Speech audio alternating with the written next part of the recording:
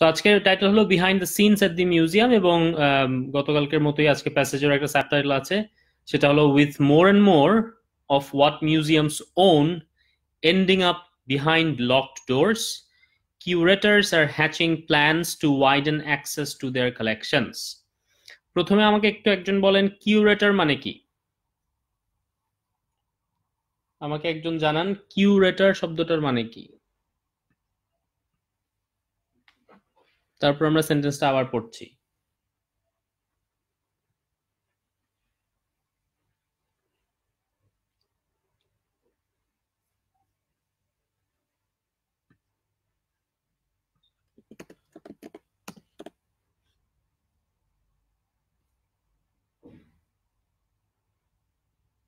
Curator শব্দটার মানে জানান।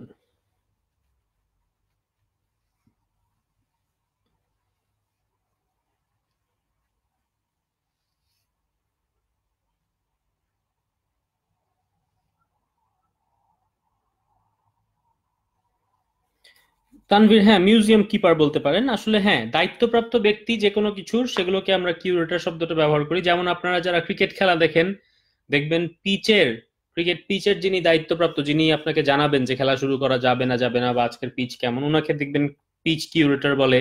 চিড়িয়াখানায় পশুদের দায়িত্বপ্রাপ্ত ব্যক্তিকে দেখবেন কিউরেটর বলে।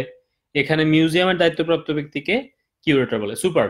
সো এখানে আমাদের এই সেন্টেন্সটাতে বলা হচ্ছে with more and more of what museums own ending up behind locked doors.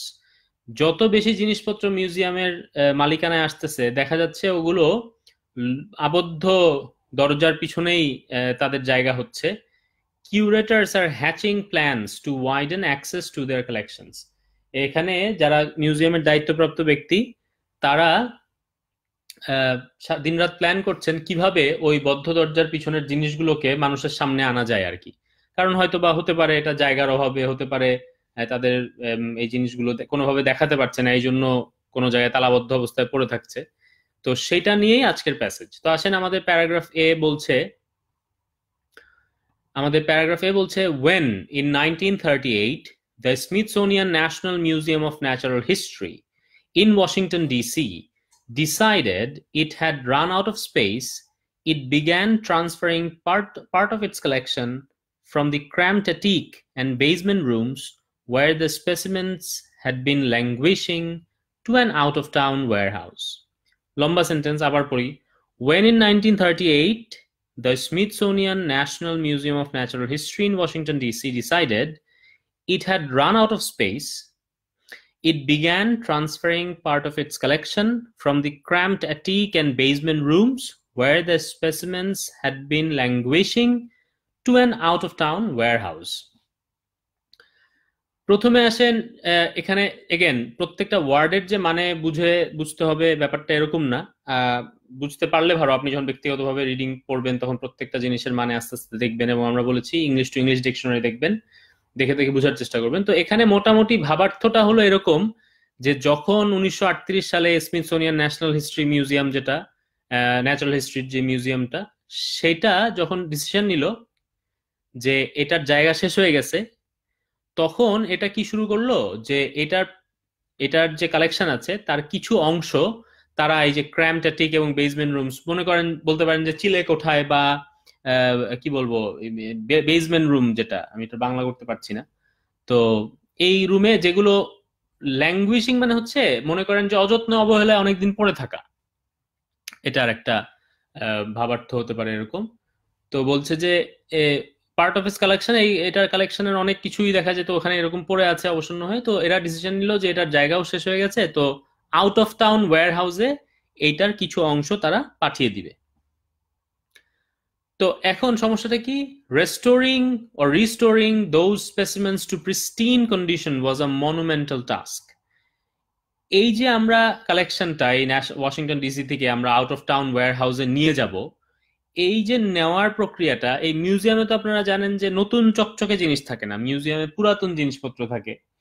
তো বলছে এগুলোকে প্রিস্টিন কন্ডিশন বা অরক্ষিত অবস্থায়, বা এগুলোর যে আদিম অবস্থা, সেই অবস্থায় এই জিনিসগুলোকে সরানো, এটা ওয়াজ আ মনুমেন্টাল টাস্ক। এখানে মনুমেন্টাল টাস্ক বলতে কি বোঝানো হয়েছে আমাকে দুই একজন বলেন দেখি। Restoring those specimens to pristine condition was a monumental task.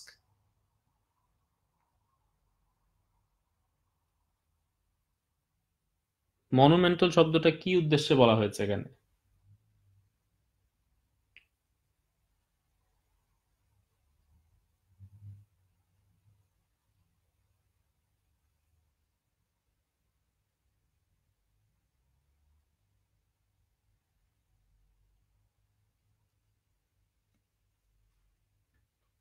সাধারণ ভাবার্থও করতে পারেন, স্পেসিফিক অর্থ না বললেও।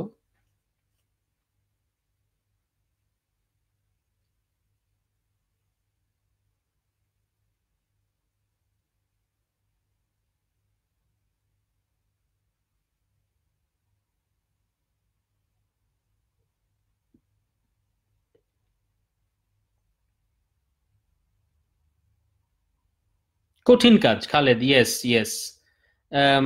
হ্যাঁ হ্যাঁ, ফ্যান্টাস্টিক। সুমিত বলছেন, তানভীর বলছেন, সুপার।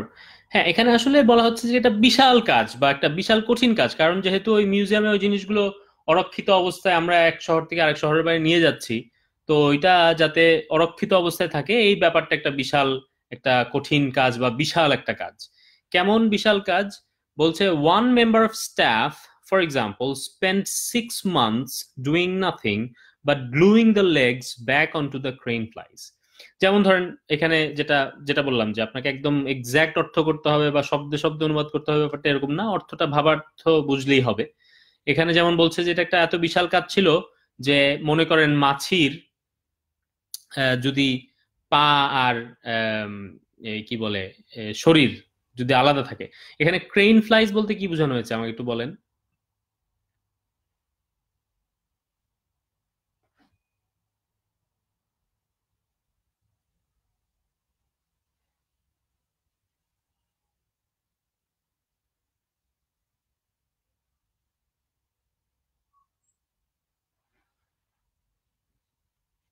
হ্যাঁ, সুস্মিতা কুন্ডু বলছেন গ্রেট ইন ইম্পর্টেন্স।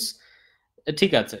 তো এখানে এই যে একটু লম্বা পাওয়ালা যে মাছিগুলো, তো বলছে যে এই মাছির বডি আর পা ধরেন আলাদা আলাদা গেছে, তো এই বডি আর পা গ্লু দিয়ে লাগাতেই এই লোকের 6 মাস লেগে গেছে। তো এটা এত বিশাল একটা কাজ ছিল, মানে এত জিনিসপত্র ওরা সরিয়েছে।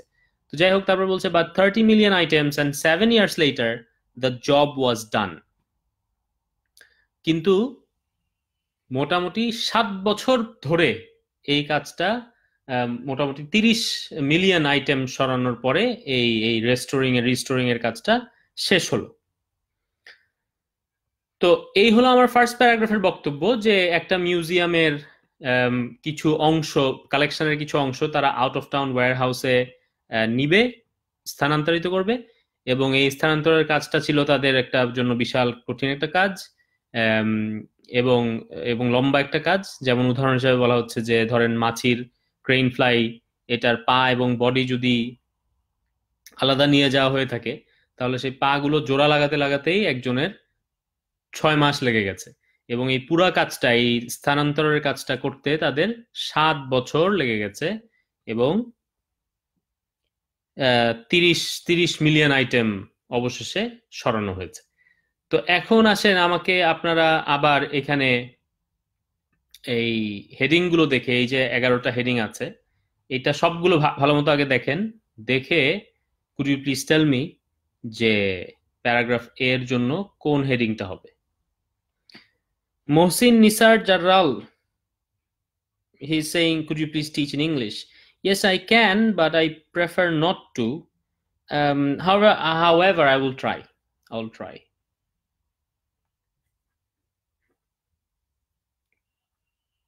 I mean,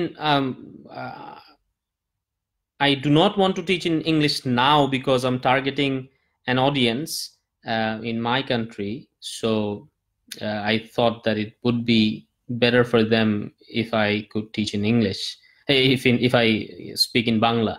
So, however, I would try.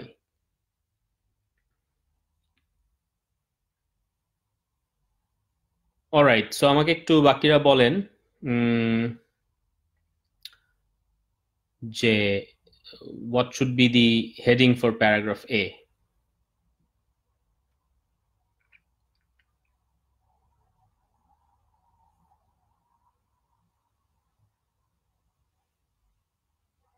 Khaled answer দিয়েছেন।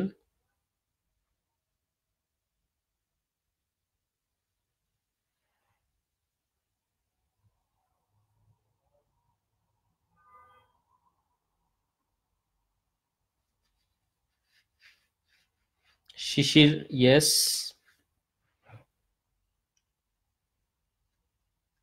Sumit Saha yes. Tanvir fantastic. Super super. So it's done. Paragraph A is 11. So এইটা হয়ে গেল আমাদের। Now we want to read paragraph B. Paragraph B says at least for the moment. আপনি একটু খেয়াল করেন যে how paragraph B started, at least for the moment, because it is linked with paragraph A, and paragraph A said যে but 30 million items and 7 years later the job was done. So but the job was done at least for the moment. Why? Because for the Smithsonian owns 130 million plants, animals, rocks and fossils, and that number is growing at over 2% a year. মজার বিষয় হচ্ছে যে ওরা কত million item সরিয়েছে? 30 million. কিন্তু ওদের মোট item হচ্ছে they have 130 million items, out of which they only transferred 30 million items. And that 130 million is not constant. That 130 million is also growing at over 2% a year. On an international scale, however, such numbers are not exceptional.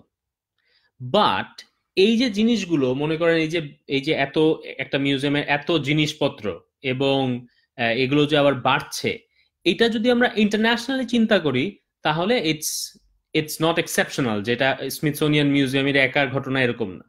কেমন উদাহরণ দিচ্ছে? The natural history museum in London has 80 million specimens, and in a slightly different scientific context, the Science Museum next door to it has 300,000 objects recording the history of science and technology. So they are giving two more examples যে স্মিথসোনিয়ানের মতোই এই natural history museum আছে যেটা লন্ডনে, সেটারও 80 million item আছে। এমনকি science museum যেটা আছে সেটারও 300,000 অবজেক্ট আছে। সো এগুলো কোনো এক্সেপশনাল ঘটনা না। কিন্তু সমস্যা হয়ে গেছে কি, deciding what to do with these huge accumulations of things is becoming a pressing problem.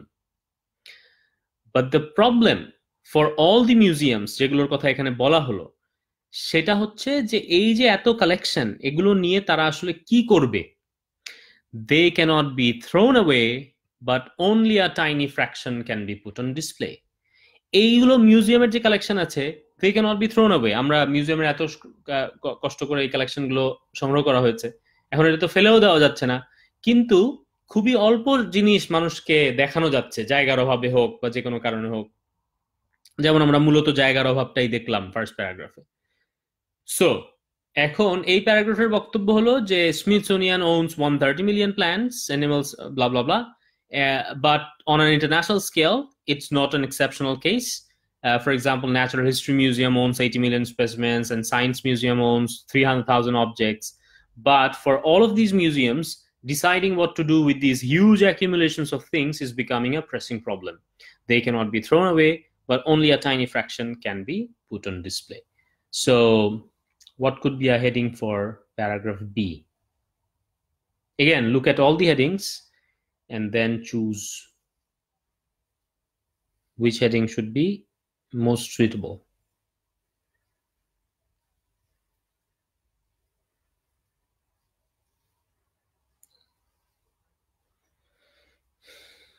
Sumit Saha answer দিয়েছে, তানভীর অ্যান্সার দিয়েছেন,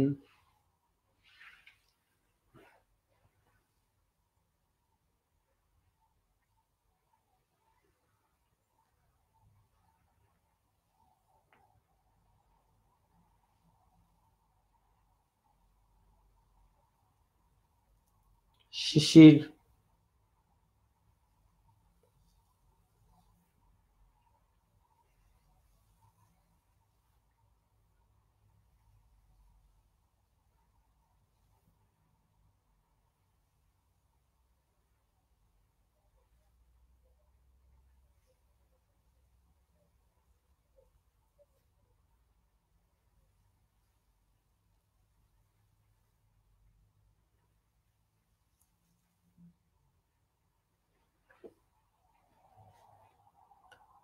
আচ্ছা,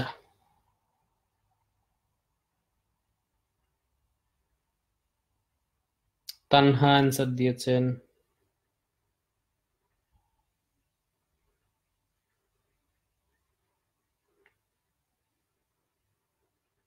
খালেদ অ্যান্সার দিয়েছেন। আচ্ছা, সুপার সুপার ফ্যান্টাস্টিক পার্টিসিপেশন, আমি খুবই খুশি, আপনাদের অনেক ধন্যবাদ।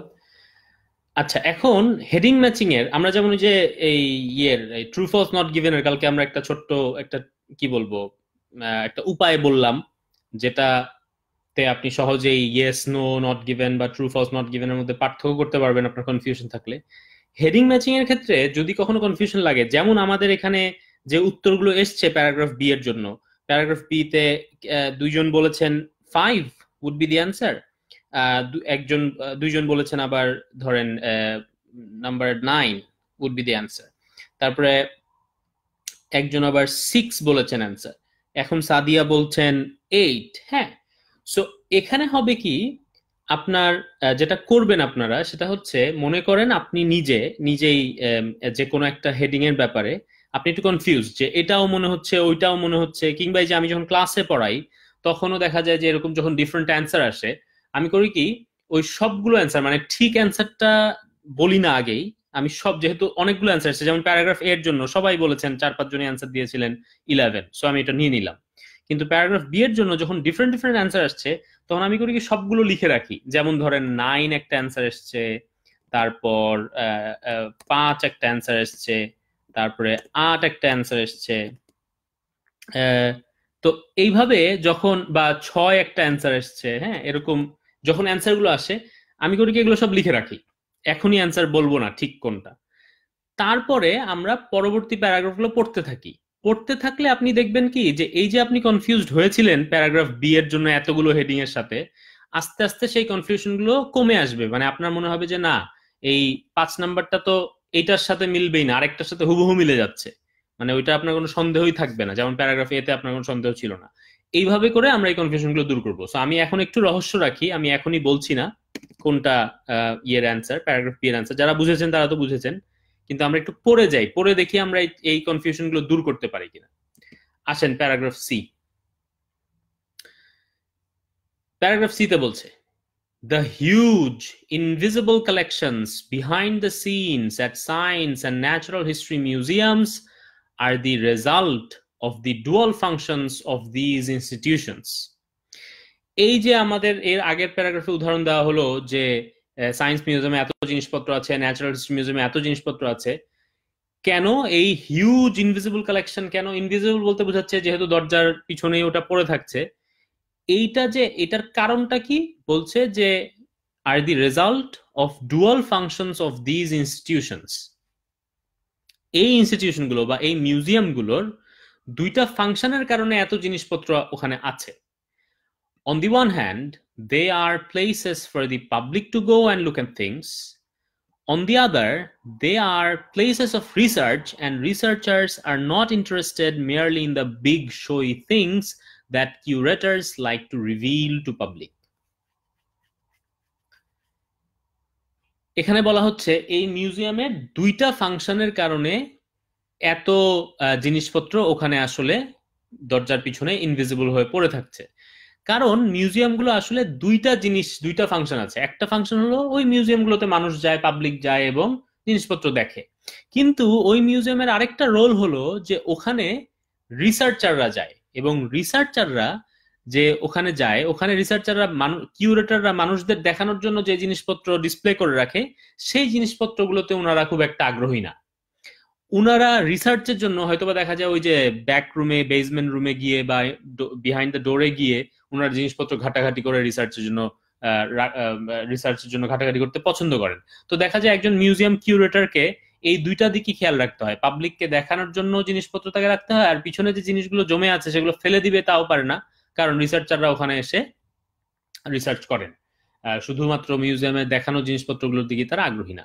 তাহলে এই যে দুইটা ফাংশন, এই দুইটা ফাংশনের জন্য এই মিউজিয়ামে এত জিনিসপত্র জমছে। তো এখন আমাকে প্যারাগ্রাফ সি এর হেডিং বলেন। একজন অ্যান্সার দিয়েছেন, জাহিদ অ্যান্সার দিয়েছেন অলরেডি।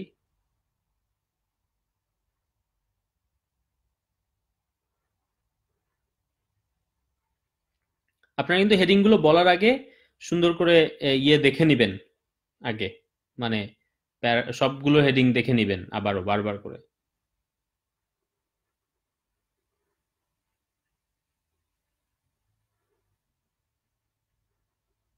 সুপার, যেমন এখানে দেখেন এই যে সাদিয়া বলছেন 10, সুস্মিতা বলছেন 10, তানভীর বলেছেন 10, হক বলছেন 10, জাহিদুল তানভীর সাদিয়াকে রিপ্লাই দিচ্ছেন। আচ্ছা, তানিয়া বলছেন 10। সো সুপার, এখানে দেখেন আমাদের কোনো কনফিউশন নাই। তো ঠিক আছে, হ্যাঁ খালেদও বলছেন 10। তো এটার অ্যান্সারটা আসলেই 10, কারণ আমাদের টু ফাংশনস এখানে একদম ডুয়াল ফাংশন বলেছে। সো আমাদের এটা অ্যান্সারটা 10। চমৎকার, এটা আমরা কেটে দিলাম। আচ্ছা, এখন আসেন প্যারাগ্রাফ ডি পড়ি। প্যারাগ্রাফ ডি তে বলছে, Blythe House in West London, the Science Museum's principal storage facility, has, as might be expected, cabinets full of early astronomical instruments such as astrolabes and celestial globes. এই যে blithe house, এটা যে West লন্ডনে, এটা হচ্ছে science মিউজিয়ামের একটা principal storage facility. কারণ আপনারা এর আগেই আমরা প্যারাগ্রাফগুলো থেকে জেনেছি যে মিউজিয়াম একটা, আবার মিউজিয়ামের স্টোরেজ ফ্যাসিলিটিও লাগে, যেহেতু অনেক জিনিসপত্র বিহাইন্ড দ্য ডোরে পড়ে থাকে। তো এইখানে এটা যেহেতু সায়েন্স মিউজিয়ামের স্টোরেজ ফ্যাসিলিটি, তো এটাতে যেমন আশানুরূপ ভাবেই এটার মধ্যে আর্লি অ্যাস্ট্রোনমিক্যাল ইনস্ট্রুমেন্টস এবং মানে অ্যাস্ট্রোল্যাব, সেলেস্টিয়াল গ্লোবস এগুলো আছে। The museum is also custodian to things that are dangerous. কিন্তু এই মিউজিয়ামে আবার এমন কিছু জিনিসপত্র আছে যেগুলো is dangerous. It holds a lot of equipment of Sir William Crookes, a 19th century scientist who built the first cathode ray tubes, experimented with radium, and also discovered thallium, an extremely poisonous element. কেন এই জিনিসটা, এটার মধ্যে যে জিনিসপত্র আছে সেগুলো dangerous কেন? Because this museum holds a lot of equipment of Sir William Crookes, who is or who was a 19th century scientist and who built the first cathode ray tubes, and he experimented with radium, and he also discovered thallium, and thallium is an extremely poisonous element. He was a sloppy worker. আপনারা একটু আমাকে জানান তো sloppy মানে কি, এই শব্দটার মানে কি?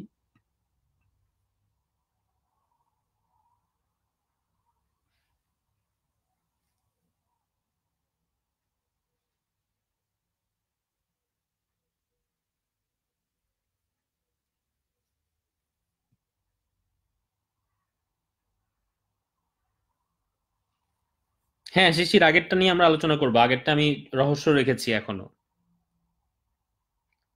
স্লপি শব্দটার মানে কি?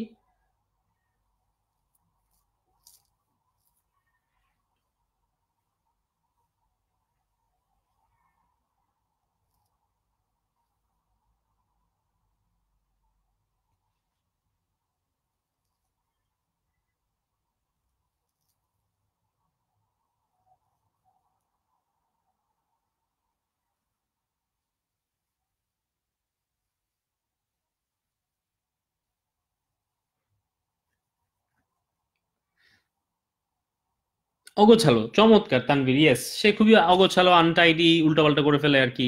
সো হয়েছে কি, all his equipment was contaminated with radioactive materials, but he worked in an age when nobody knew about the malevolent effects of radioactivity. Malevolent মানে খারাপ ইফেক্ট, evil effect.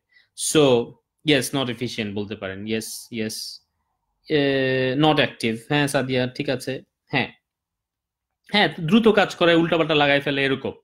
সো মালিভোলেন্ট শব্দটার মানে যেটা বললাম, ইভল বা খারাপ ইফেক্ট। তো হয়েছে কি, সে যেহেতু একটু অগোছালো, একটু কি বলে, একটু বেখেয়াল টাইপের লোক ছিল, তো দেখা যেত সে তো কাজ করতো থেলিয়াম, রেডিয়াম এই জাতীয় জিনিসপত্র নিয়ে, যেগুলো খুবই পয়জনাস। তো তার সমস্ত জিনিসপত্র রেডিও অ্যাক্টিভ মেটেরিয়াল দ্বারা কন্টামিনেটেড হয়ে গেছিল, এবং রেডিও অ্যাক্টিভ মেটেরিয়ালের কিন্তু এক এক ধরনের খারাপ প্রভাব আছে। তো যাই হোক, এই হলো এই এই মিউজিয়ামে কি জিনিস আছে, থাকার কথা আছে সেটা বললো, এবং এই মিউজিয়ামে যে কিছু জিনিসপত্র ডেঞ্জারাস সেগুলোও বললো, কেন ডেঞ্জারাস সেগুলো ব্যাখ্যা দিল এখানে। তো আপনারা অ্যান্সার তো দিয়ে ফেলেছেন মনে হয় অনেকেই, দুইজন মনে হয় দিয়ে, হ্যাঁ দুইজন দিয়েছেন, তানভীর দিয়েছেন, সুস্মিতা দিয়েছেন,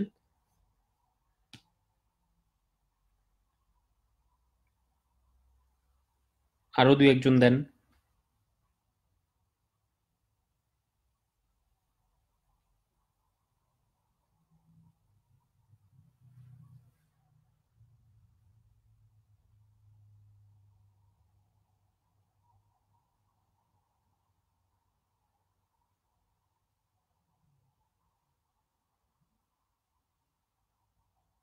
ইয়েস, তানিয়া বলছেন 6,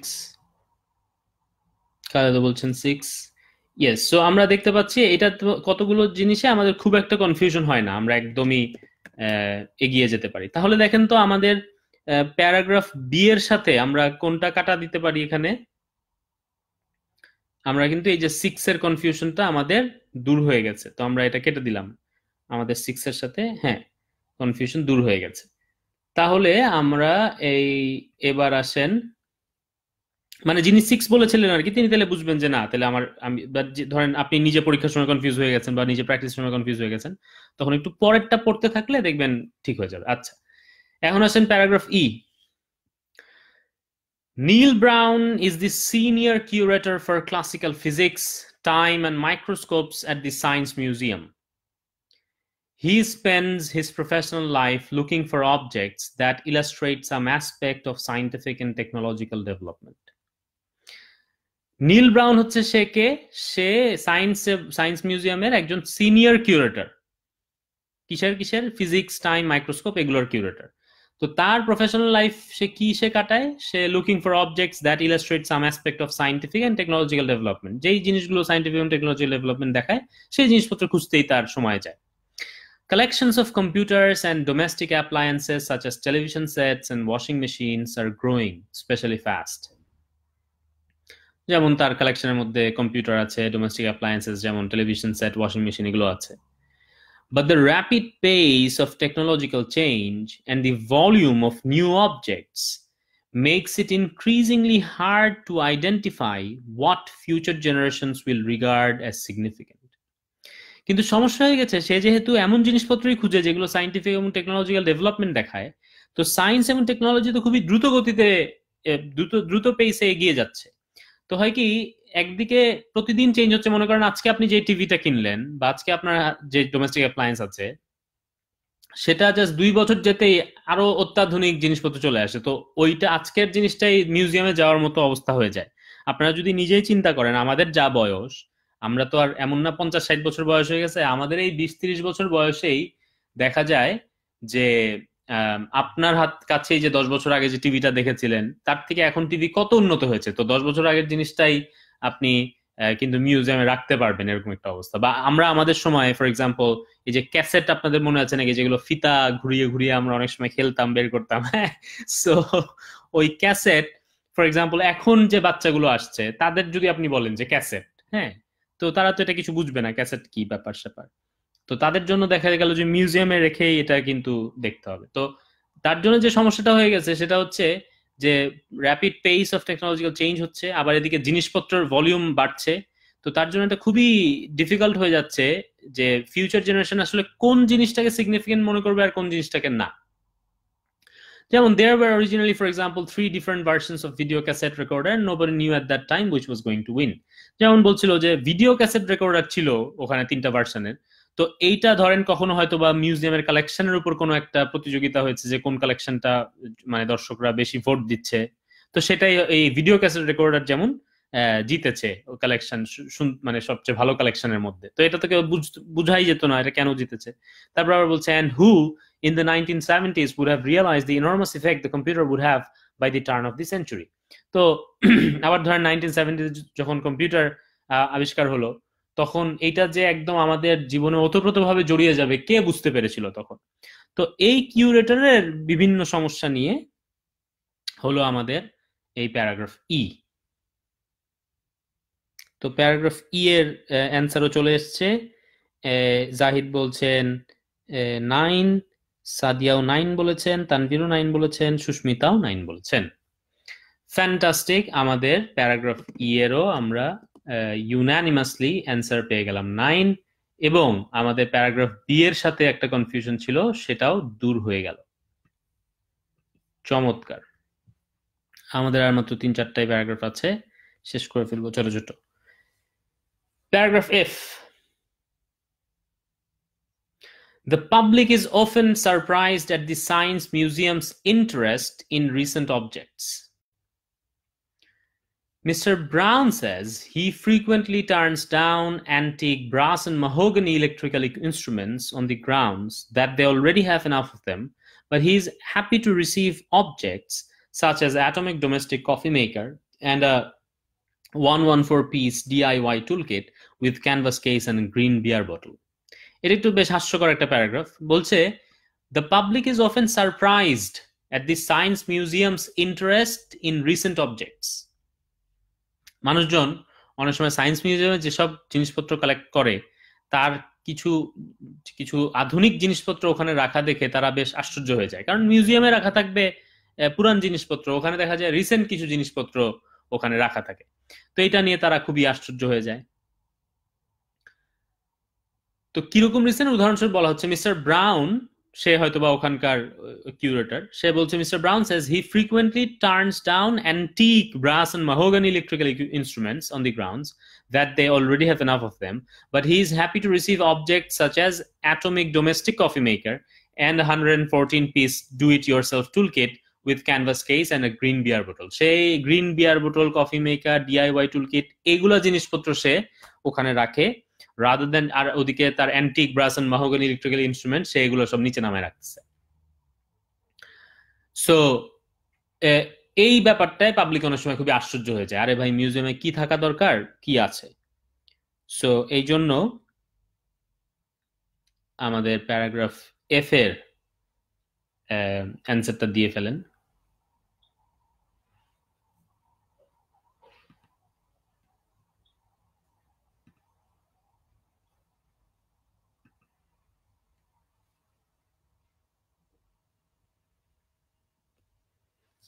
জাহিদ অ্যান্সার দিয়েছেন,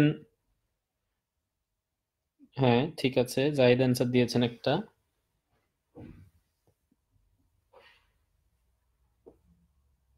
তানভীর দিয়েছেন একটা, খালেদ দিয়েছেন একটা, সাদিয়া,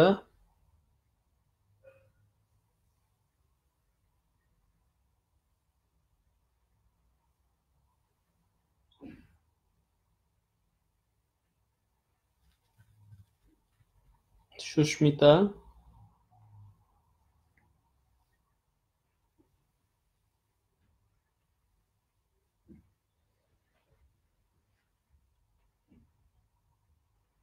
এখানে আবারও আমরা মাল্টিপল অ্যান্সার পাচ্ছি। আমি একটু লিখে রাখি কি কি পেয়েছি। আমি পেয়েছি 4, আমি পেয়েছি 1, পেয়েছি 8, এই তো 8 আর 1 আর 4।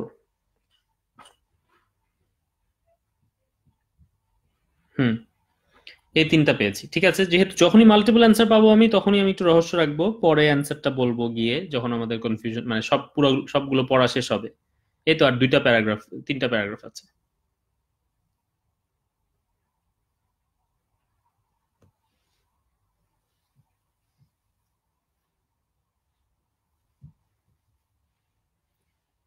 সো প্যারাগ্রাফ এফ এর জন্য আমরা এরকম ডিফারেন্ট অ্যান্সার পেয়েছি, এবং 8 কনফিউশন লেগে গেছে 2টার সাথে। একটা হলো প্যারাগ্রাফ বি, একটা হলো প্যারাগ্রাফ এফ। মাহবুবা সাইদ 1 বলছেন অ্যান্সার। ঠিক আছে, আমরা 1 এখানে লিখে রেখেছি, দেখা যাক। আসেন আমাদের প্যারাগ্রাফ জি।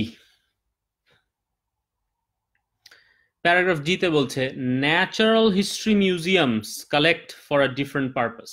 আপনারা দেখবেন আমরা কিছুক্ষণ আগে কিন্তু সায়েন্স মিউজিয়ামের কথা বলেছি, এতক্ষণ আমরা সায়েন্স মিউজিয়ামের কথা বলছিলাম। তো এখানে এখন ন্যাচারাল হিস্ট্রি মিউজিয়ামের কথা বলা হচ্ছে। Natural history museum collect for a different purpose, তাদের কালেকশনের উদ্দেশ্য থাকে একটা ভিন্ন। কিরকম ভিন্ন উদ্দেশ্য? Their accumulations are part of attempts to identify and understand the natural world. তারা কালেক্ট করা হচ্ছে, তারা ন্যাচারাল ওয়ার্ল্ডটাকে আইডেন্টিফাই করতে চায় এবং বুঝতে চায়। Some of the plants and animals they hold are type specimens. In other words, they are the standard reference unit, like a reference weight or length for the species in question. Other specimens are valuable because of their age. One of the most famous demonstrations of natural selection in action was made using museum specimens.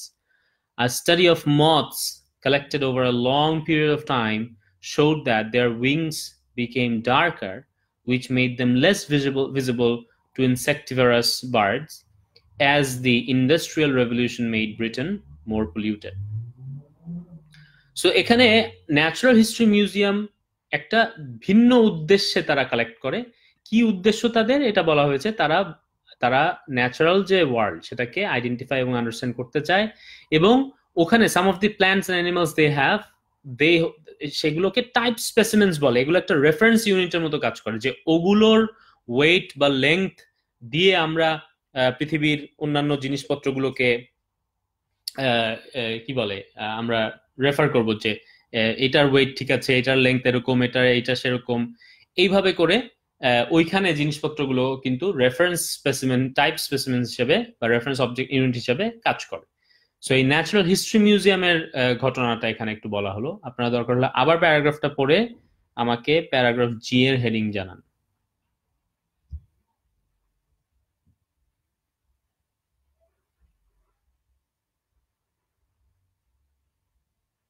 Tanvir answer দিয়েছেন।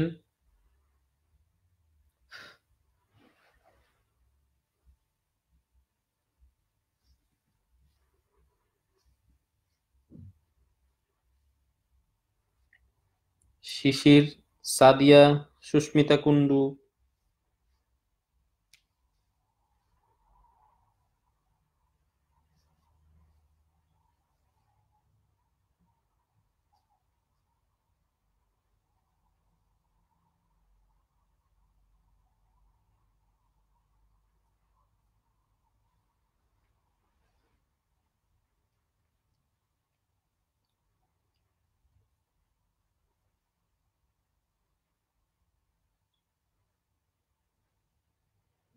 চমৎকার, এটার অ্যান্সারটা আসলেই two, because two distinct reasons বলা হচ্ছে, কারণ এখানে একদম শব্দ আছে এরকম। হ্যাঁ, তানহা তানিয়া বলছেন too, fantastic. Natural history museums collect for a different purpose, একটা ডিস্টিংক্ট কারণে তারা কালেক্ট করে। কি কারণ?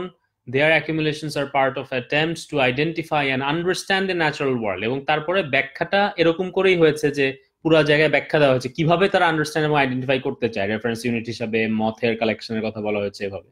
Super, better answer. তাহলে ইউনানিমাসলি আমরা পেয়ে গেলাম two.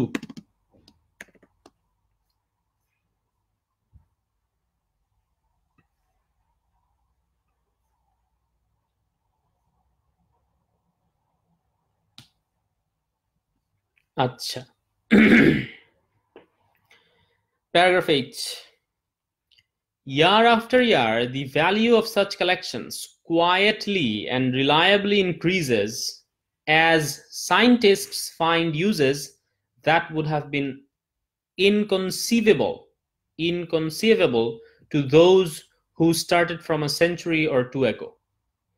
Year after year, the value of such collections quietly and reliably increases as scientists find uses that would have been inconceivable or unbelievable or unimaginable to those who started them a century or two ago. কিরকম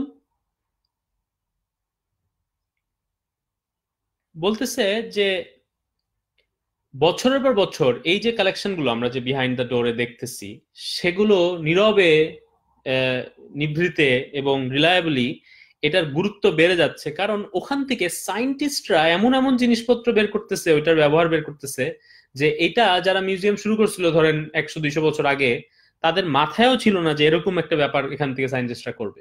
কি কি করেছে? Genetic analysis, pharmaceutical development, biomimetics, biomimetics মানে engineering that mimics nature to produce new designs, and biodiversity mapping are all developments that would have been unimaginable to the museum's founders. মানে museum যে ফাউন্ডারদের এটাও মাথা, মিউজিয়ামের ফাউন্ডাররা হয়তো ভেবেছে যে আমি কতগুলো জিনিস আনবো, পুরান জিনিস, এটা রাখবো, দেখাবো, শেষ। কিন্তু এখান থেকে যে বিজ্ঞানীরা আবার এগুলো থেকে রিসার্চ করে ফার্মাসিউটিক্যাল ডেভেলপমেন্ট করবে, বায়োমিমেট্রিক্স করবে, জেনেটিক্যাল অ্যানালিসিস করবে, বায়োডাইভার্সিটি ম্যাপিং, এত সব হয়ে যাবে, এগুলো কেউ বুঝতেই পারে নাই। এই জন্য এগুলোর গুরুত্ব দিন দিন বেড়েই যাচ্ছে। জাহিদ অ্যান্সার দিয়েছেন, তানভীর অ্যান্সার দিয়েছেন।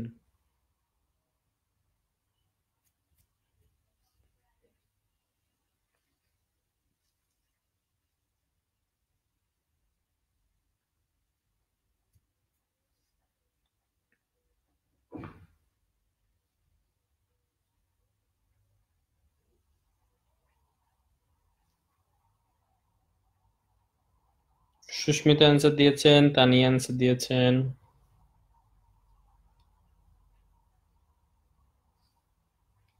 সাদিয়া অ্যান্সার দিয়েছেন,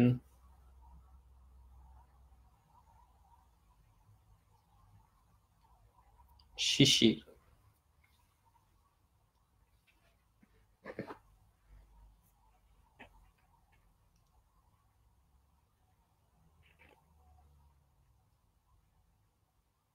চমৎকার, এটার অ্যান্সারটা আসলেই 4, কারণ একদম ক্লিয়ারলি বোঝা যাচ্ছে যে এটা কিভাবে বছর পর বছর এই জিনিসপত্রগুলো বেড়ে যাচ্ছে, রিসার্চ পারপাসে সায়েন্টিস্টরা কিভাবে ইউজ করছে। তো এটার অ্যান্সার যে আসলে 1, সরি 4, এটাতে কোনো সন্দেহ নাই। কিন্তু তারপরেও আমাদের সাদিয়া যেহেতু 1 বলেছেন এখানে, বা খালেদ যেহেতু 3 বলেছেন, তো আমরা এখানে লিখে রাখতে পারি। কিন্তু এটার অ্যান্সারটা আসলে 4, যেহেতু আমরা 4-5 জনই অ্যান্সার দিয়েছেন 4, এবং এখানে না বুঝার কিছু নাই, তারপরেও আমরা লিখে রাখলাম যদি পরবর্তীতে এটা কনফিউশন দূর করতে পারি। কিন্তু এটার অ্যান্সার আসলে 4, কারণ 3 হবে না। The growing cost of housing museum exhibits, মানে ওয়েল, আপনি যদি প্যারাগ্রাফটা আবার পড়েন, year after year the value of such collections quietly and reliably increases as scientists find uses that would have been unimaginable বা inconceivable to those who started them from a century or two ago. So এটা research পারপাসে যে বা সায়েন্টিস্টদের জন্য এখানে তারা use খুঁজে বের করছে এখান থেকে। কি কি ইউজ সেটা বলেও দিয়েছে, genetic analysis, pharmaceutical development, biomimetrics and biodiversity mapping, এগুলো সবই এই মিউজিয়ামের কালেকশন থেকে সায়েন্টিস্টরা আবিষ্কার করেছে। এটা যেটা কিনা মিউজিয়াম ফাউন্ডারদের জন্য আনবিলিভেবল বা আনইমাজিনেবল ছিল, অচিন্তনীয় একটা বিষয় ছিল। মাহবুবা সাইদও বলছেন 4। সো যদি খালেদ বা সাদিয়া আপনারা বুঝে থাকেন যে এটা 1 বা 3 হবে না, তাইলে আপনারা একটু আমাকে জানান যে হ্যাঁ তানভীর ঠিক বলেছেন, ভুল লিখেছি। সো তাহলে আমাকে একটু জানান যে আপনারা বুঝেছেন কিনা যে এটার অ্যান্সার যে 4 হবে, অন্যগুলো হবে না। খালেদ, সাদিয়া, আপনারা দুইজনই অ্যান্সার একটু ভিন্ন দিয়েছিলেন। আপনারা কি বুঝলেন কিনা প্যারাগ্রাফ এইচ এর অ্যান্সার 1 বা 3 যে হবে না? হ্যাঁ, খালেদ বলছেন 4 হবে, একজন বুঝেছেন। সাদিয়া বুঝেছেন কিনা আমাকে একটু জানান। না বুঝলেও বলতে পারেন, যে ভাই আমি বুঝি না, আমি 1ই দিব। কি করবি? আপনি বলতে পারেন, নো প্রবলেম, আমরা কনফিউশন ক্লিয়ার করব। মানে আমি বলছি বলেই অনেক সময় দেখা যায় কি, হ্যাঁ সাদিয়াও বলছেন জি স্যার বুঝছি, হ্যাঁ। মানে অনেক সময় দেখা যায় কি আমি বলছি বলে অনেকে ক্লাসে না বুঝেও হয়তো বা দেখা যায় সবাই বুঝছে, আমি আর কেন তর্ক করবো, থাক আমিও বুঝছি বুঝছি, হ্যাঁ মাথা নাড়াই। তো যেমন শিশির বলছে বুঝি নাই, ফ্যান্টাস্টিক ফ্যান্টাস্টিক। ঠিক আছে, শিশিরকে আমরা, কিন্তু শিশির আপনি তো অ্যান্সার দিয়েছেন 4, আপনি কেন বুঝলেন না আমি ঠিক জানি না। আহ, কেন জানি না। হ্যাঁ সাদিয়া বুঝেছি বলছেন। শিশির আপনি তো অ্যান্সার নিজে দিয়েছেন 4, আপনি কেন বুঝেন না আমাকে একটু বলেন, আমি তাহলে আবার বলবো যে আপনি আসলে কি বুঝেন নাই নাকি না বুঝে অ্যান্সার দিয়েছেন কিনা।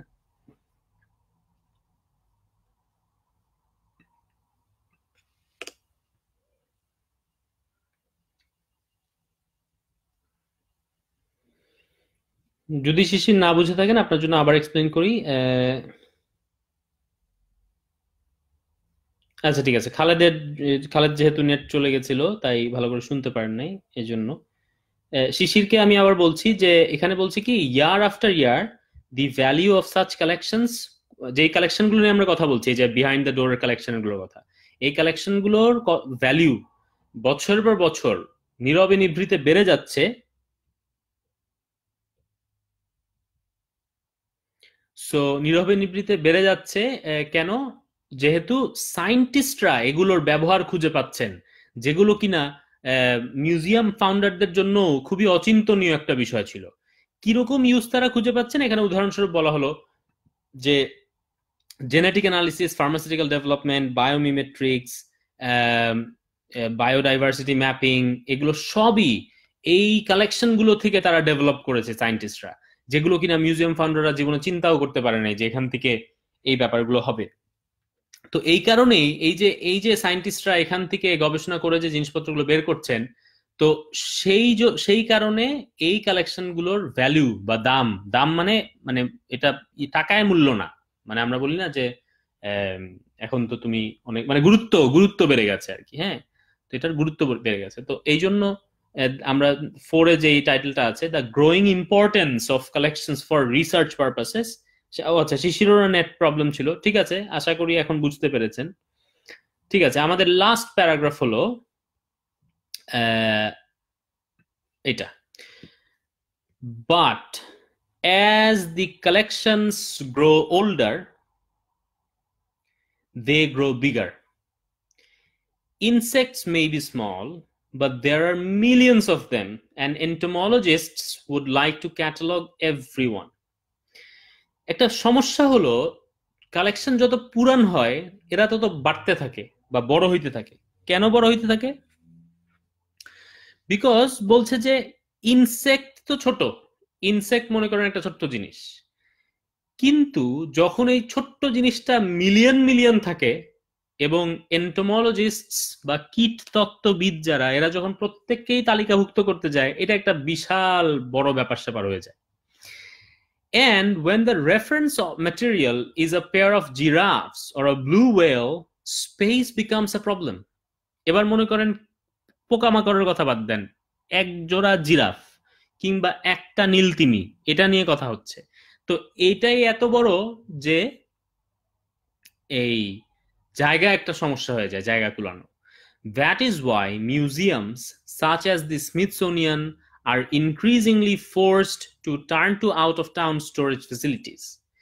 এই কারণেই স্মিথসোনিয়ানের মতো মিউজিয়ামগুলো বাধ্য হচ্ছে তাদের জিনিসপত্র শহরের বাইরের স্টোরেজ ফ্যাসিলিটিতে সরিয়ে নিতে। But museums that show the public only a small fraction of their material risk losing the goodwill of governments and the public.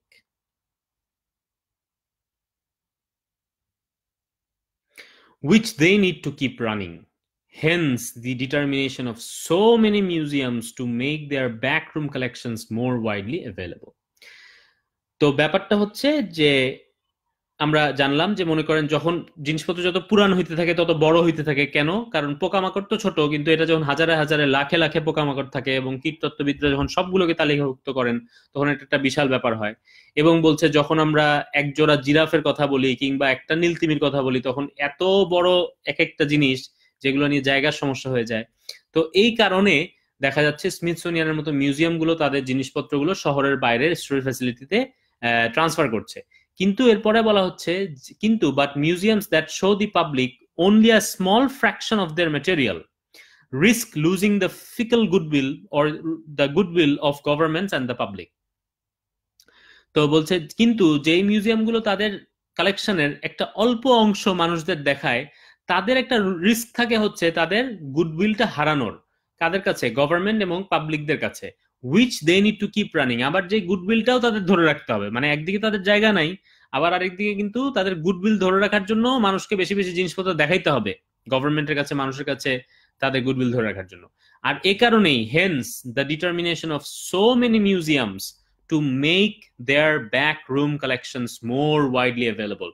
আপনার মনে আছে কিনা আমরা শুরুর দিকে এটার সাবটাইটেলটা পড়ছিলাম এরকম যে with more and more of what museums own ending up behind locked doors, curators are hatching plans to widen access to their collection. মানে কিউরেটররা দিনরাত প্ল্যান করতেছে কিভাবে তাদের কালেকশন গুলো মানুষের সামনে আনবে, অ্যাক্সেস কিভাবে বাড়াবে।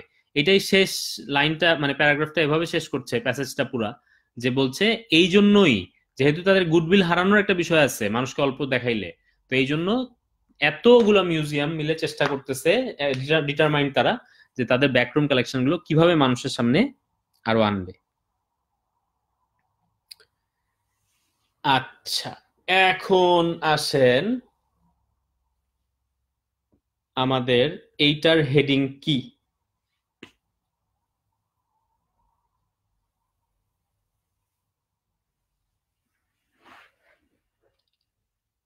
এইটার একটা আমরা জবাব পেয়েছি সবার থেকে 5, এবং আমরা 5 যে জবাবটা,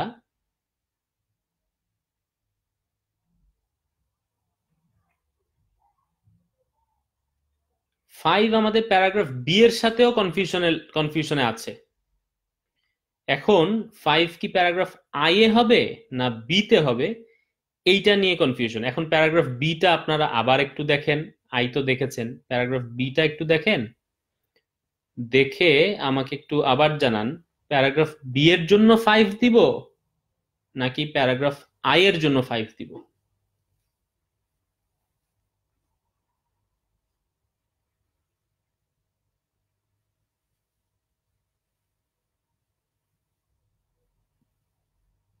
খালেদ 7 বলেছেন, সো এখানে একটা অ্যান্সার এসছে 7, আর একটা এসছে 5। তো আমরা কি 5 দিব না 7 দিব? যদি এটাতে 5 দেই তাহলে প্যারাগ্রাফ বি এর 5 রেখে 8 দিতে হবে, তাই 8 কি প্যারাগ্রাফ বি এর জন্য ঠিক আছে? না, আর যদি এখানে আমরা 5 না দিই তাহলে এখানে 7 দিতে হবে নাকি 7 প্যারাগ্রাফ আই এর জন্য ঠিক আছে? এটা একটু জানান।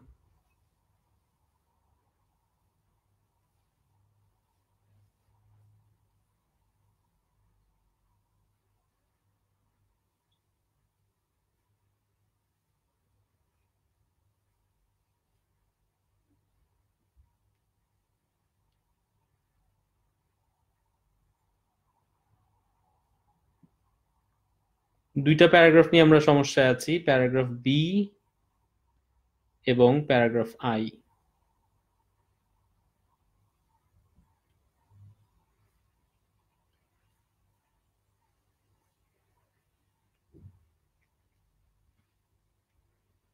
দরকার হলে আমি প্যারাগ্রাফ আইটা এখানে নিয়ে আসি।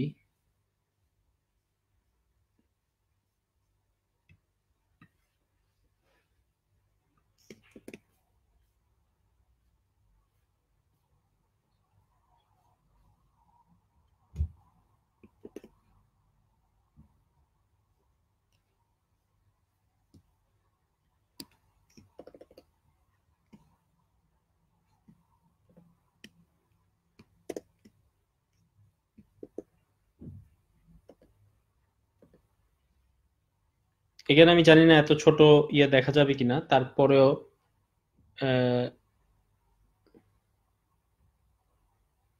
প্যারাগ্রাফ বি এবং আই চলে এসছে এখানে। এখন আপনারা একটু জানান কোনটার হেডিং কোনটা দিব।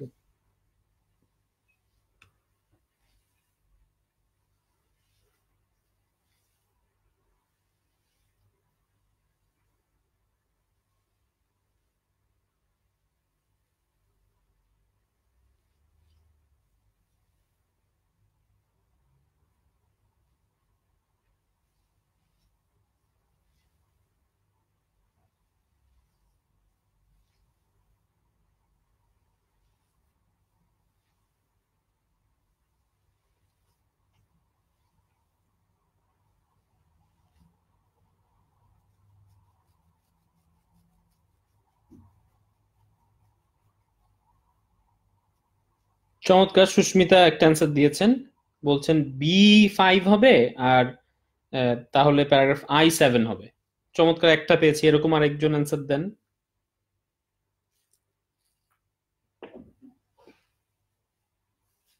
কারণ আমাদের এই দুইটা সলভ করার পরে আবার আমাদের প্যারাগ্রাফ এফ নিয়ে ধরতে হবে, প্যারাগ্রাফ এফ এর মধ্যে কনফিউশন আছে।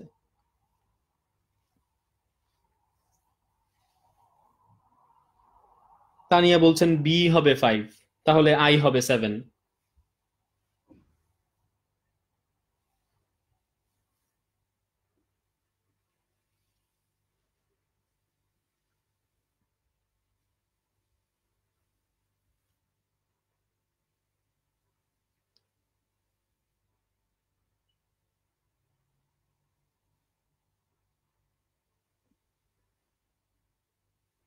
খালেদ বলছেন বি হবে 8। আচ্ছা,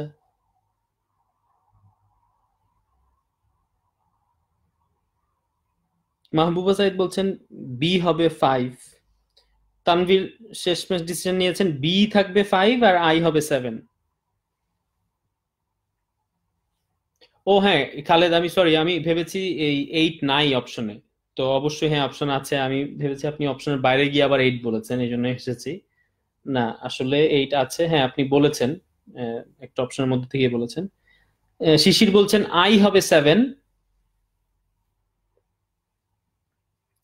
চমৎকার। আমার মনে হয় আমি আর না গুলাই, যদিও একটু খালেদ 8 বলেছেন, এটা একটু ভুল। আসলে প্যারাগ্রাফ বি এর জন্য হেডিং থাকবে 5 এবং আই এর জন্য হেডিং থাকবে 7। আশা করি বুঝতে পেরেছেন। যদি কেউ না বুঝতে পারেন যে কেন প্যারাগ্রাফ আই এর হেডিংটা 7 হলো, আম, কেন প্যারাগ্রাফ বি এর হেডিংটা 5 হলো, সেটা তাহলে আমি পরে বুঝিয়ে দিব। কিন্তু আমাদের এখন আরেকটা কনফিউশনের সাথে লড়তে হবে, সেটা হচ্ছে প্যারাগ্রাফ এফ এবং প্যারাগ্রাফ বি। প্যারাগ্রাফ বি যেহেতু 5 বুঝে গেছেন, তো তাহলে এই 8টা নিয়ে আমাদের যে কনফিউশন আছে প্যারাগ্রাফ এফ এর সাথে। সো প্যারাগ্রাফ এফটা আমরা একটু আনি এখানে।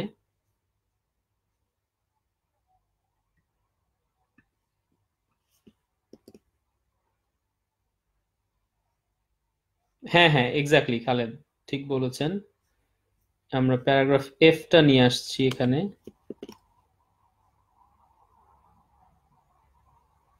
এই যে এবার প্যারাগ্রাফ বি আর প্যারাগ্রাফ এফ এর কনফিউশন দূর করেন। আমাদের প্যারাগ্রাফ বি আর প্যারাগ্রাফ এফ এর কনফিউশন দূর করেন।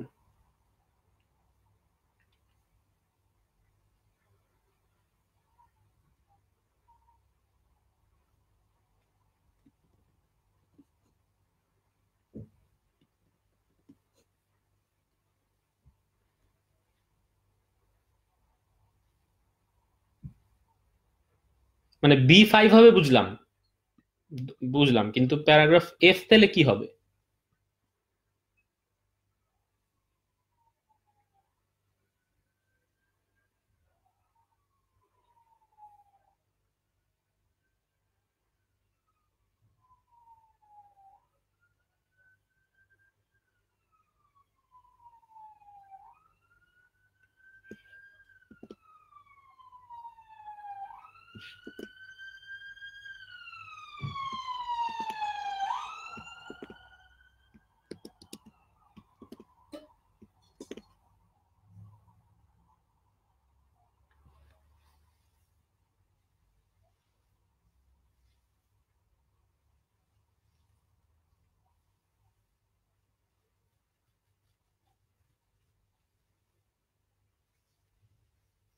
হ্যাঁ খালেদ, ঠিকই বলেছেন আপনি, প্যারাগ্রাফ বি এর জন্য 5ই হবে অ্যান্সার। কিন্তু এখন আমার প্রশ্ন হলো, তাহলে প্যারাগ্রাফ বি এর কনফিউশন তো দূর হলো, কিন্তু তাহলে এফ কি হবে? এফ?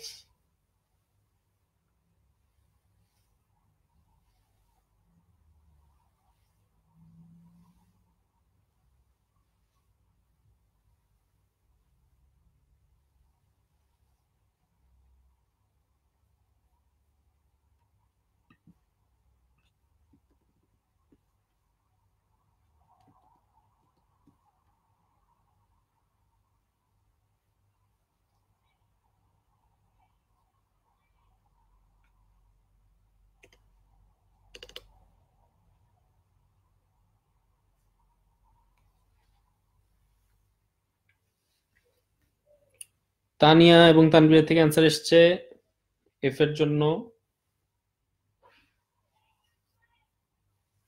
শিশির আহমেদ অ্যান্সার দিয়েছেন। মাহবুবা সাইদ বলেছেন।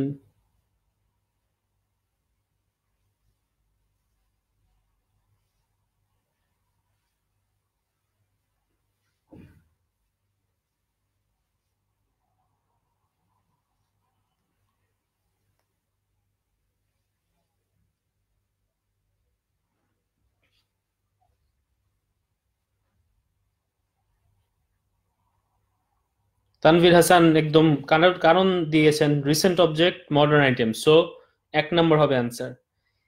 অ্যাবসলিউটলি ফ্যান্টাস্টিক, এটার অ্যান্সারটা আসলে একই হবে। তাহলে দেখেন, আমরা যেটা বলছিলাম, আমরা প্রথম কথা হলো আমরা তো বেশি বেশি করে পড়তে বলছিলাম। এই রিডিং মানে কোনো শর্টকাটে না গিয়ে, যেমন আপনারা জানেন হেডিং ম্যাচিং এ বলে বলে যে ফার্স্ট সেন্টেন্স পড়ো হেডিং পেয়ে যাবা, না হলে ফার্স্ট সেন্টেন্স বা লাস্ট সেন্টেন্স পড়ো প্যারাগ্রাফের হেডিং পেয়ে যাবা, নাহলে ফার্স্ট সেন্টেন্সের সাথে একটু সেকেন্ড সেন্টেন্সটা মিলাই পড়ো, হেডিং পেয়ে যাবা। তো আসলেও পেয়ে যাওয়া যায়। যেমন আপনি মনে করেন এই যে এই paragraph F A the public is often surprise at the science museum interest in recent object, এটা থেকেই কিন্তু হেডিংটা পেয়ে গেলাম আমরা, হ্যাঁ। কিন্তু আপনি সব সময় এটা পরীক্ষার সময় কাজ করবে না, এই ট্রিক সবসময় পরীক্ষার সময় কাজ করবে না। কারণ আপনি মনে করেন প্যারাগ্রাফ আই এর জন্য যদি আপনি এই পর্যন্ত পড়েন যে স্পেস একটা প্রবলেম হয়ে যাচ্ছে, এই জন্য স্মিথসোনিয়ানকে সরায় নিতে হচ্ছে, এই সেই, তো এইখানে আপনি হয়তোবা মনে হবে যে না এখানে মনে হয় 3 হচ্ছে অ্যান্সার, কিন্তু পরবর্তী অংশটা পড়লে আপনার মনে হবে যে না এটা তো মনে হয় এই 7 হচ্ছে অ্যান্সার। সো অনেক সময় এই জিনিসটা সব সময় যে পারা যায় তা না। তো এই জন্য আমরা প্রথমে এইসব ট্রিক স্ট্র্যাটেজি হ্যানত্যানের মধ্যে না গিয়ে আমরা পুরো ভালোভাবে পড়বো। এবং আমি একটা সহজ বুদ্ধি দিলাম, সেটা হচ্ছে আমরা হেডিং গুলো করার সময় মনে করেন আমি প্যারাগ্রাফ এ পড়লাম, প্যারাগ্রাফ এ পড়ে আমার একদম নিশ্চিত মনে হয়েছে যে এটার হেডিং হলো 11, তাহলে আমি 11 লিখে দিলাম, কোনো সমস্যা নাই। কিন্তু প্যারাগ্রাফ বি পড়ার সময় আমার মনে হচ্ছে এটাও হেডিং, এটাও হেডিং, এটাও হেডিং, এটাও হেডিং, অনেকগুলো মনে হচ্ছে হেডিং। আসলে তো অনেক 10টা হেডিং মনে হয় না, আমরা যেহেতু প্রায় 4-5 জন 7 জন এখানে পার্টিসিপেট করেছি, তো সেই জন্য এতগুলো কনফিউশন এসছে। আমি যখন নিজে করব তখন আমার 2টা সর্বোচ্চ 3টার সাথে কনফিউশন লাগবে। সো যেই কনফিউশন লাগে সেইটা আমরা পাশাপাশি লিখে রাখি, লিখে পরবর্তী প্যারাগ্রাফে চলে যাই, পরবর্তী প্যারাগ্রাফ পড়ি, পড়ে আবার দেখা যায় যে নিশ্চিত জেনেছি, ঠিক আছে তাহলে তো জানলাম। তারপরের প্যারাগ্রাফে নিশ্চিত যদি জানি, দেখবো যে আমার এই যে একটার সাথে কনফিউশন দূর হয়ে গেছে, তো আমি একটা অপশন কমলো, প্যারাগ্রাফ বি এর জন্য অ্যাটলিস্ট 3টার মধ্যে এখন আমাকে চুজ করতে হবে। এভাবে সামনে পড়তে থাকলে দেখবো যে আমাদের যে কনফিউশন গুলো যে কয়েকটার জন্য, এমন তো আর হবে না যে আপনার প্রত্যেকটা 8টা প্যারাগ্রাফ বা 9টা প্যারাগ্রাফের জন্য 9টা দিয়ে আপনার কনফিউশন লেগে গেছে, মানে এরকম তো অবস্থা হওয়ার কথা না। দেখা যায় 2-4টা কোয়েশ্চেনই কনফিউশন লাগে, আর সেই কনফিউশন গুলো পুরোটা পড়লে পরে আস্তে আস্তে সেই কনফিউশন গুলো দূর করা যায়। যেমন কিনা আপনারা দেখেন সবাই মিলে অ্যান্সার দিয়ে কিন্তু একদম এই 9টা কোয়েশ্চেনের 9টা প্যারাগ্রাফের জন্য একদম 9টা ঠিক ঠিক টাইটেল বের করেছেন। সো এটা কিন্তু অ্যামেজিং একটা ব্যাপার, এবং সবাই একসাথেই বের করেছেন। তো দেখেন আপনি যদি বাসায় এভাবে প্র্যাকটিস গুলো করতে থাকেন, যে আপনি পুরা প্যারাগ্রাফ লাইন বাই লাইন পড়ে ভালো মতো, কনফিউশন লাগুক অসুবিধা নাই, সামনে পড়ে যান, এভাবে করে করতে থাকেন, তারপরে আপনি নিজেই এক সময় again when you will gain the speed, তখন যেটা হবে নিজেই আপনি ওই শর্টকাট বের করে ফেলতে পারবেন। মানে আপনি প্যারাগ্রাফে কয়েকটা সেন্টেন্স স্কিম করেই দেখা যাবে আপনি বের করে ফেলেছেন হেডিংটা কি। কিন্তু যদি আপনাকে আমি শুরু মানে উপস্থাপনটা এভাবে করতাম যে শুনুন আজকে আমি একটা জাদু শিখাবো আপনাকে হেডিং ম্যাচিং এর, এবং আমি এভাবেই প্যারাগ্রাফ গুলো সেট করতাম, মনে করেন আজকে আমার প্যারাগ্রাফ গুলো মোটামুটি ওভাবেই সেট করা আছে। যেমন এই যে আমরা প্যারাগ্রাফ বি যে পড়ছিলাম, যে সরি প্যারাগ্রাফ সি যে পড়ছিলাম, the huge invisible collections behind the scenes at science and natural history museums are the result of the dual functions of this institution. So 2টা রোলের কথা আমরা ফার্স্ট লাইন থেকেই পেয়ে যাব, অসুবিধা নাই। তারপরে বা মনে করেন এই যে আমরা প্যারাগ্রাফ এ যে পড়ছিলাম শুরুটা, যে বা 30 million items and 7 years later the job was done. So এইটাও কিন্তু আমরা বুঝছি যে একটা বিশাল একটা কোনো কাজ, ঠিক আছে। সো এভাবে করে আমি একটা প্যাসেজ, সাজানো প্যাসেজ সেট করে আপনাকে আমি জাদুটা যদি শেখানোর উপস্থাপন করতাম, যে আজকে আমি একটা জাদু শেখাবো, যে আপনি যদি জাস্ট ফার্স্ট সেন্টেন্স পড়েন তাইলেই দেখেন হেডিং গুলো পেয়ে যাচ্ছেন। তো আপনার মাথায় যদি এটা ঢুকে যেত, এবং আপনি মনে করেন পরীক্ষার সময় করছেন কি, আপনার মাথায় আছে এইটা, এই শর্টকাট, আপনি পরীক্ষার সময় খালি ফার্স্ট সেন্টেন্স পড়তেছেন আর লাস্ট সেন্টেন্স পড়তেছেন, কিন্তু হেডিং পাচ্ছেন না। মনে করেন 2-4টা প্যারাগ্রাফের জন্য এরকম হলো, আপনি বারবার খালি ফার্স্ট সেন্টেন্স আর লাস্ট সেন্টেন্স পড়তেছেন, হেডিং পাচ্ছেন না। তো আপনার মাথায় যেহেতু এটা ঢুকে আছে, কিন্তু আপনি যদি একটু বুদ্ধি করে ফার্স্ট সেন্টেন্স লাস্ট সেন্টেন্স বারবার না পড়ে, সময় নষ্ট না করে, প্যারাগ্রাফটা রিডিং বাদ দেন, শুধু স্কিমও করতেন, একটু চোখ বুলাইতেন পুরো প্যারাগ্রাফে, তাইলেও কিন্তু আপনি হেডিংটা পেয়ে যেতেন। কিন্তু ওই যে আপনাকে যেহেতু আমি ব্রেইন ওয়াশ করছি যে শুনেন একটা জাদু এটা, এভাবে এটাই স্ট্র্যাটেজি, তো দেখা যাবে আপনার এই স্ট্র্যাটেজির বাইরে আপনার কিছু মাথায় নেই।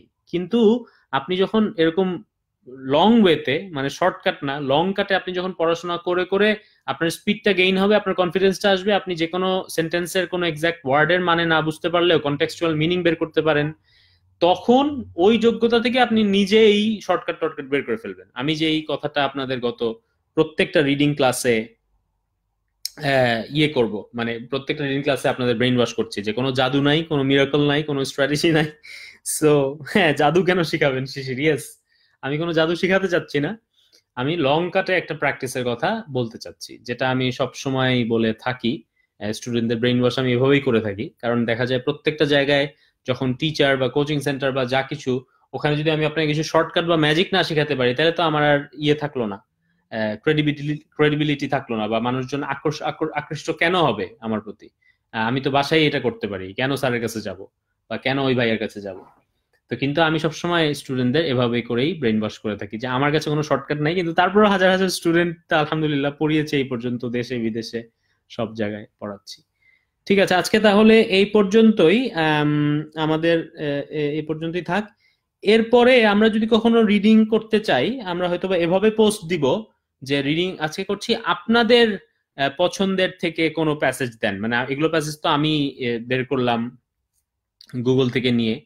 তো আপনাদের মনে করেন যারা প্র্যাকটিস করছেন রেগুলার, তাদের হয়তো বা কোনো একটা স্পেসিফিক প্যাসেজ মনে হচ্ছে ভাইয়া তো নিজে নিজে থেকে করে, আমাদের খুব সোজা সোজা করে দেয়, দেখি ওনাকে এই কঠিন প্যাসেজটা দিব। ঠিক আছে, আপনার কঠিন যে প্যাসেজটা সেটাই দেন। সেটাকে মানে অনেক সময় অনেক স্টুডেন্টরা বলে আর কি যে ভাইয়া যখন পড়েন তখন খুব সোজা লাগে, কিন্তু বাসায় যখন প্র্যাকটিস করি তখন অনেক কঠিন লাগে। তো আমি আপনাকে এটাও প্রমাণ করে দিব যে ওই আপনার কাছে কঠিন প্যাসেজটাও আমি উপস্থাপন করলে যদি আপনার সোজা লাগে, তাহলে বুঝতে হবে আপনারও রিডিং স্কিল আস্তে আস্তে ইমপ্রুভ করতে হবে, নাহলে তো আমি আর পরীক্ষার সময় আপনাকে করে দিব না। সো আপনাদের নিজেদের থেকে একটা, অ্যাটলিস্ট সবাই একটা করে কঠিন, যেটা আপনার কাছে খুব কঠিন মনে হয় সেই প্যাসেজ বের করে রাখেন। হয়তোবা এর পরবর্তীতে আমরা যখন পোস্ট দিব তখন আপনি কমেন্টে জানান যে ভাইয়া এই প্যাসেজটা করেন, তখন আমি ওই প্যাসেজটা হয়তো বা গুগল থেকে হোক বা যে কোনো জায়গা থেকে খুঁজে হোক, বা আপনার যদি আমি না পাই তাহলে আপনাকে বলবো ছবি তুলে পাঠাতে, তারপরে আমরা ওই কঠিন প্যাসেজটা করার চেষ্টা করবো ইনশাআল্লাহ। খালেদ বলছেন জাযাকাল্লাহু খাইরান ওয়া ইয়াকা খালেদ। আজকে তাহলে এ পর্যন্তই শেষ করছি।